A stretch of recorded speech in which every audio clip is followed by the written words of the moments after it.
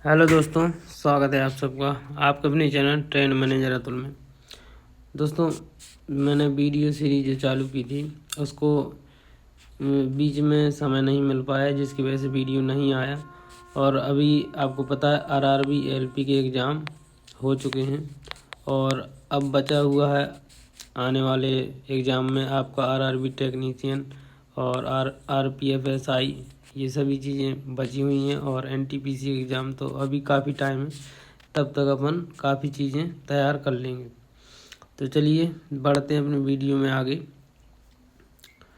उससे पहले आपसे एक रिक्वेस्ट है, अगर चैनल को सब्सक्राइब नहीं किया तो सब्सक्राइब कर दीजिएगा, बेल आइकन को प्रेस कर दीजिएगा।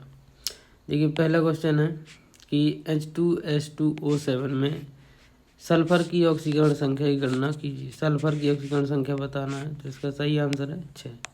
जो सल्फर की ऑक्सीकरण संख्या वो 6 होगी। क्वेश्चन नंबर दूसरा है, एक विद्यार्थी अपनी स्कूल असाइनमेंट में पार्क में उपयोग करने के लिए घर पर खाद बनाने का तरीका सीख रहा है। वह निम्नलिखित में से कौन सा मौलिक कर्तव्य निभा रहा है, ये आपको बताना है।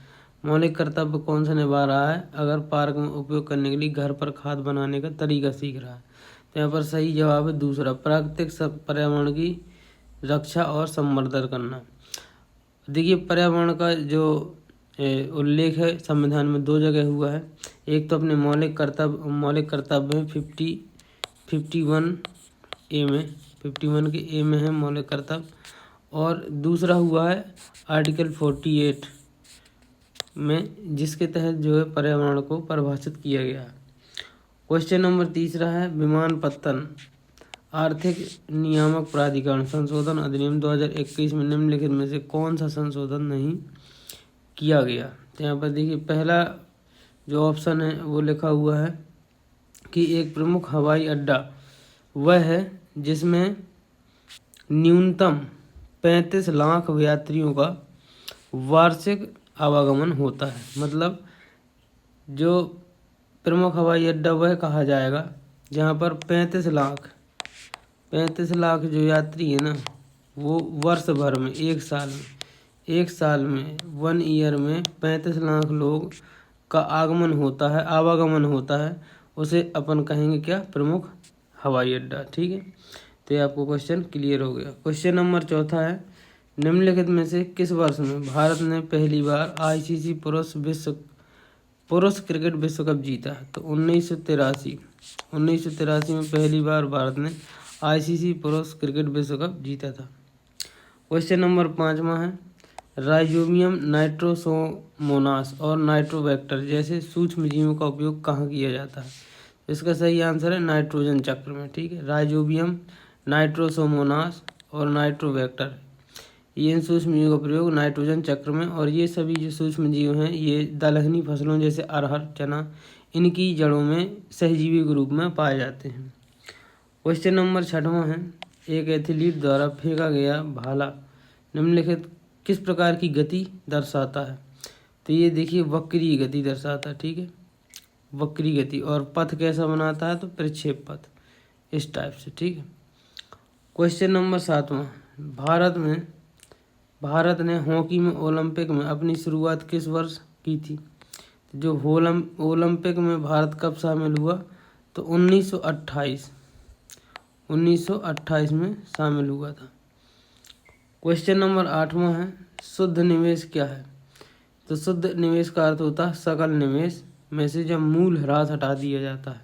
मतलब जो पूरा निवेश हुआ है, जो निवेश हमने किया है, उस निवेश में से हमें कितना लॉस हुआ है, लॉस को जब हम घटा देंगे तो क्या निकल आएगा? शुद्ध निवेश, हमने कितना निवेश किया है। ठीक। क्वेश्चन नंबर 9वां है, निम्नलिखित विकल्पों में से भारत की सबसे पुरानी लौह इस्पात कंपनी की पहचान करना है।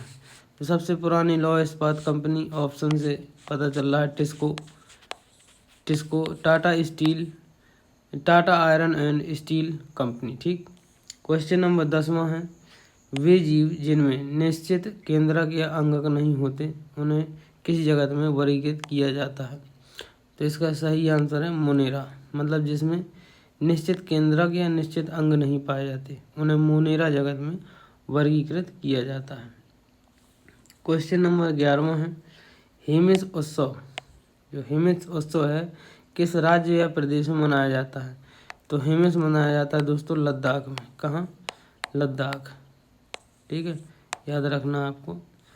क्वेश्चन नंबर 12वां है, वित्त सेवाओं अर्थात मूल बचत और जमा खातों विप्रेषण ऋण बीमा पेंशन तक किफ़ायती तरीके से पहुंच सुनिश्चित करने के लिए वित्तीय समावेशन के लिए राष्ट्रीय मिशन कौन सा है?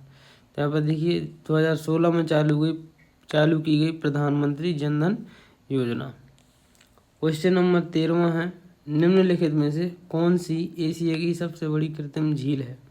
तो यहाँ पर एशिया की सबसे बड़ी कृत्रिम झील भोपाल की झील है। बहुत ही अच्छा क्वेश्चन है, ये स्टैटिक जीके का क्वेश्चन है। आप सोच लीजिए स्टैटिक जीके किस प्रकार की पूछी जा रही है टीसीएस के द्वारा, इसलिए इन क्वेश्चंस को बहुत ध्यान से पढ़ लीजिएगा। क्वेश्चन नंबर 14वां है, कथकली जो भारत के शास्त्रीय नृत्यों में से एक नृत्य है मुख्य रूप से भारत के निम्नलिखित में से किस राज्य में किया जाता है? तो देखिए कथकली केरल से संबंधित है। असम का आपको पता सत्रिया जो है वो असम का लोक नृत्य है सत्रिया। मणिपुर का मणिपुरी, ठीक है, मणिपुरी। और आपका उत्तर प्रदेश या उत्तर भारत का कथक, ठीक है, कथक। क्वेश्चन नंबर 15वां है, भारत के संविधान के किस अनुच्छेद में यह प्रावधान है कि भारत का एक उपराष्ट्रपति होगा?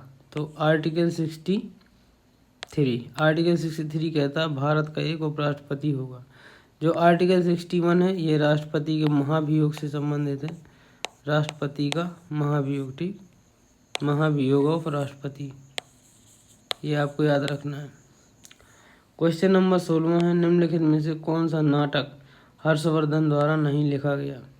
इसका सही आंसर है विक्रमोर्वशीयम। रत्नावली, नागानंद और प्रियदर्शिका ये तीनों नाटक हर्षवर्धन के द्वारा लिखे गए। विक्रमोर्वशीयम किसके द्वारा लिखा गया ये आपको कमेंट में ज़रूर कमेंट करना है। क्वेश्चन नंबर 17वां है, पूर्वांचल हिमालय में से निम्नलिखित में से कौन सा शामिल नहीं है? पूर्वांचल हिमालय में निम्न में से कौन सा शामिल नहीं है? पूर्वांचल मतलब पूर्वी साइड। तो यहाँ पर देखिए जो मणिपुर की पहाड़ियाँ मणिपुर में पूरब में है, नागा पहाड़ी नागालैंड में पूरब में, मिजो पहाड़ी मिजोरम में पूरब में। जो पीर पंजाल जो पर्वत श्रृंखला है ये आपका नॉर्थ में पड़ता है, इसलिए यही आपका सही आंसर होगा। क्वेश्चन नंबर 18वां, 1857 के सिपाही विद्रोह के संदर्भ में निम्नलिखित में से किस तारीख को मेरठ के सैनिकों ने दिल्ली के लिए यात्रा शुरू की? तो यहाँ पर 10 मई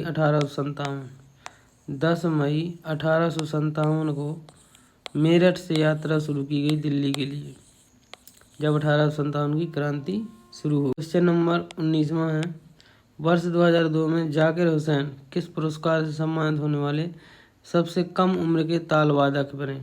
तो इसका सही आंसर है पद्म भूषण, ठीक है। जाकिर हुसैन को पद्म भूषण दिया गया कब? सन 2002 में।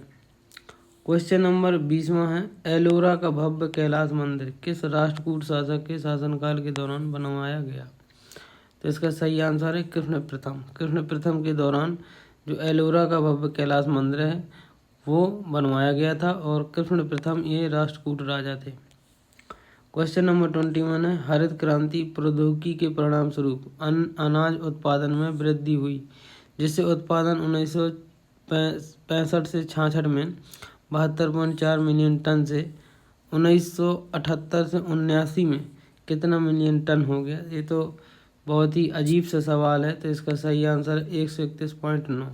अब देखिए इस प्रकार का सवाल ये कभी भी पूछा जा सकता है क्योंकि ये हरित क्रांति से संबंधित है। आपको बताना हरित क्रांति की शुरुआत कब हुई और भारत में हरित क्रांति की जनक कौन है और विश्व में हरित क्रांति की जनक कौन है, ये कमेंट में ज़रूर कमेंट करना है। क्वेश्चन नंबर 22 है, अगस्त 2022 में सामाजिक न्याय और अधिकारिता मंत्रालय ने 75 नगर पालिकाओं में भीख मांगने वाले लोगों को व्यापक पुनर्वास सेवाएं प्रदान करने के उद्देश्य से कौन सी योजना शुरू की है? तो आपका स्माइल 75, ठीक है, स्माइल 75 योजना, SMILE, स्माइल 75 ये योजना शुरू की है सामाजिक न्याय और अधिकारिता मंत्रालय ने, ठीक है, जो भीख मांगते हैं उनके लिए। क्वेश्चन नंबर 23 है, निम्नलिखित में से कौन बांस की बांसुरी के प्रसिद्ध विश्वविख्यात प्रतिपादक हैं। यानी बांस की बांसुरी बजाते हैं तो हरिप्रसाद चौरसिया। ठीक, बिस्मिल्लाह खां आपको पता है शहनाई बजाते हैं। ठीक है, रविशंकर क्या बजाते हैं आपको कमेंट करना है। MS सुब्बालक्ष्मी के संबंध किससे, ये भी आपको कमेंट करना है। क्वेश्चन नंबर 24, निम्नलिखित में से किसे 2022-23 में आयोजित हुए G20 सम्मेलन में शेरपा के रूप में चुना गया। तो इसका सही आंसर है अमिताभ कांत। ठीक है, 2022-23 में आयोजित हुए G20 सम्मेलन में शेरपा के रूप में किसे चुना गया, अमिताभ कांत को। क्वेश्चन नंबर आपका 25 है, मिलान करना है। देखिए, ब्रिटिश भारत के निम्नलिखित संस्थानों का उनसे संबंधित संस्थापकों के साथ मिलान कीजिए। यहाँ पे देखिए संस्थान लिखे हुए हैं और संबंधित संस्थापक। पहला है बंगाल की एशियाटिक सोसाइटी, इसकी स्थापना किसने, 1784 सर विलियम जोन्स। चौथा नंबर सही रहेगा। बनारस संस्कृत विश्वविद्यालय या संस्कृत कॉलेज किसने किया, तो जोनाथन डंकन ने। फोर्ट विलियम कॉलेज आपको बताना है। यहाँ पर देखिए फोर्ट विलियम कॉलेज यानी C नंबर का दूसरा है लॉर्ड वेलेजली। ठीक, जो फोर्ट विलियम कॉलेज कलकत्ता में है ये लॉर्ड वेलेजली ने स्टार्ट करवाया। और कलकत्ता का जो मदरसा है ये वारेन हेस्टिंग ने शुरू किया। ठीक है, मतलब कलकत्ता के मदरसे वारेन हेस्टिंग के समय शुरू हुए। फोर्ट विलियम कॉलेज की स्थापना लॉर्ड वेलेजली के समय हुई। बनारस संस्कृत कॉलेज की स्थापना जोनाथन डंकन ने करी। और बंगाल की एशियाटिक सोसाइटी 1784 विलियम जोन्स। ठीक है, ये आपको याद रखना है। तो दोस्तों ये रहे आज के 25 जी के क्वेश्चन।